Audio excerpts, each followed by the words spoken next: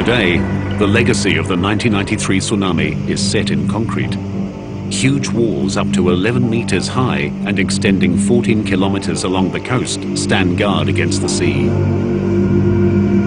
Powerful steel gates protect river mouths, and the harbor is bolstered by concrete blocks to reduce wave impact.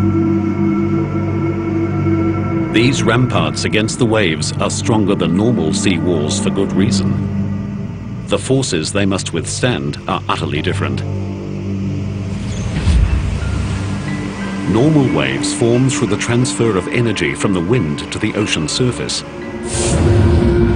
Tsunamis are generated by phenomenal transfers of energy. Even the largest wind waves have a maximum wavelength from crest to crest of a few hundred meters. Tsunamis can have wavelengths of hundreds of kilometers. When they hit, they keep coming and coming. In a unique experiment, scientists in Japan are measuring the impact of those forces. At this lab in Kanagawa, engineers are using the largest man-made tsunami in the world to help design stronger coastal structures.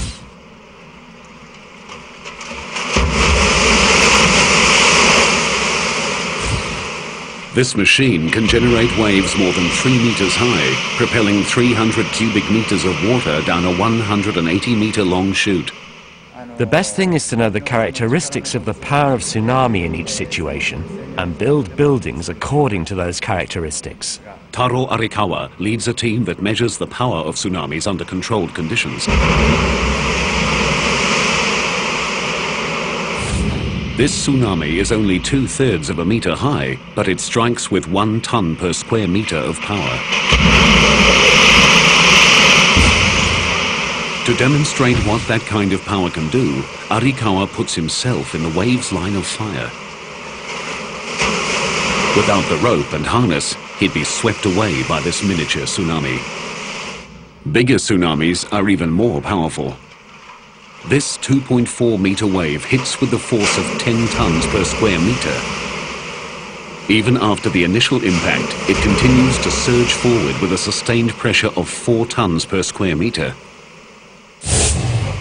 The tsunami in Okushiri was much higher and hundreds of times more powerful.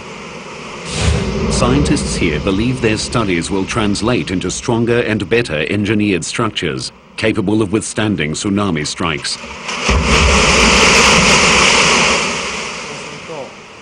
Once we can reduce the power, the reduced destructive power of tsunami coming ashore would not cause as much damage. The Okushiri event shows how destructive a local tsunami can be. It strikes with undiluted power and too quickly to respond. But that disaster was eclipsed by a far bigger and more deadly tsunami. A wave generated by an earthquake so powerful it moved the entire planet. A wave that takes us one step closer to an ultimate disaster.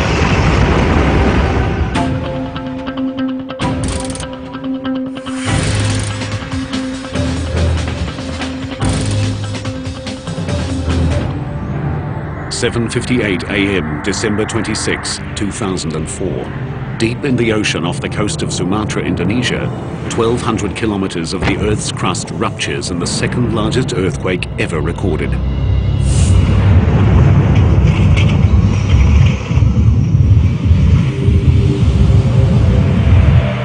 The 9.3 quake shatters buildings and destroys lives. But it is just a forerunner of an even more horrific disaster.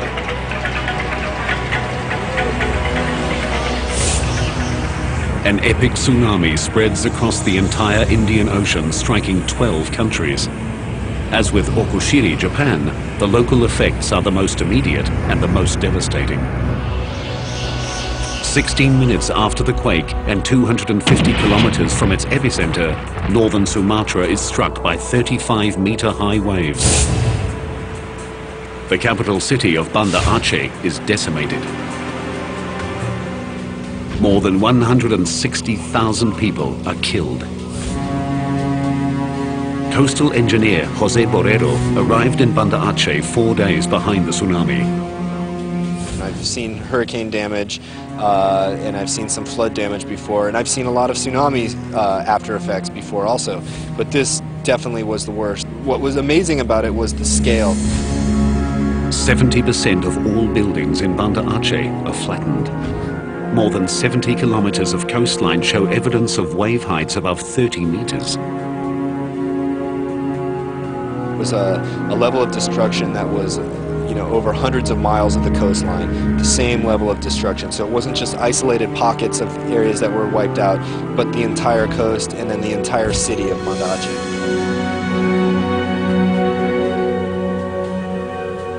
An hour and a half after Banda Aceh is leveled, the tsunami strikes Thailand. A wall of water swamps beachside villas, hotels and villages. That wave is a good 15, 20 feet tall. Easy.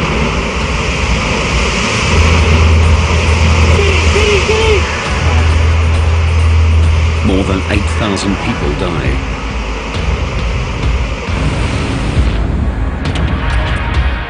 2,000 kilometers to the west, on the island nation of Sri Lanka, 100 billion tons of water surges inland, killing 35,000 people and leaving another 500,000 homeless.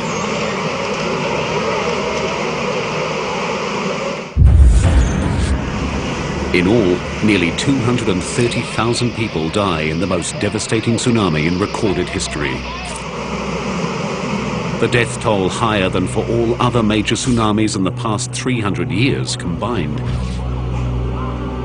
The power of the earthquake that triggered the tsunami was staggering. The entire planet's sea level rose by 1/10 of a millimeter. Every spot on Earth moved at least 1 centimeter. As scientists struggle to comprehend the enormity of the event, a bizarre anomaly comes to light. One that took an additional tragic toll.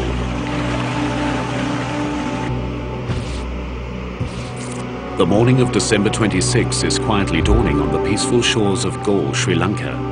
British tourists Camilla and Dominic Welby are sleeping in their beachside bungalow with their 11-year-old son Hector. Suddenly, Dominic is wakened by a strange noise.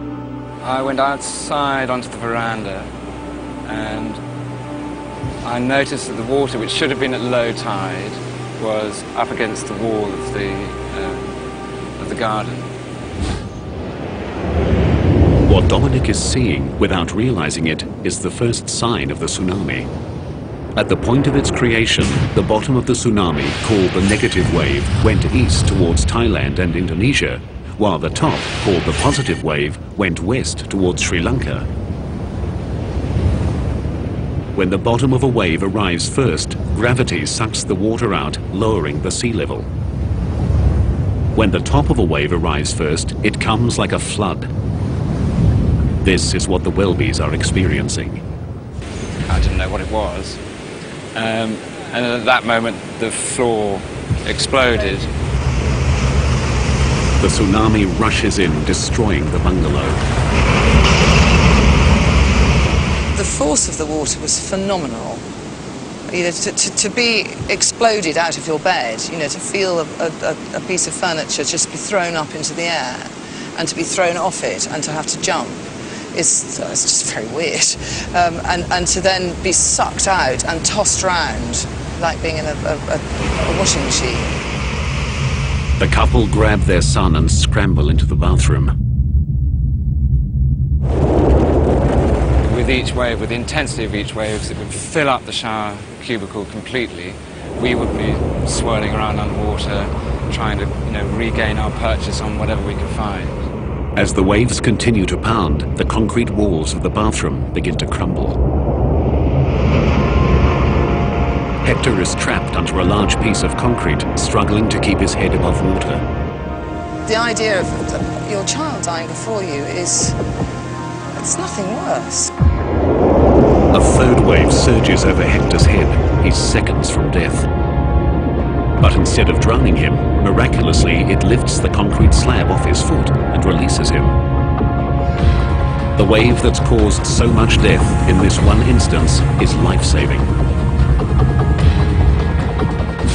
but mostly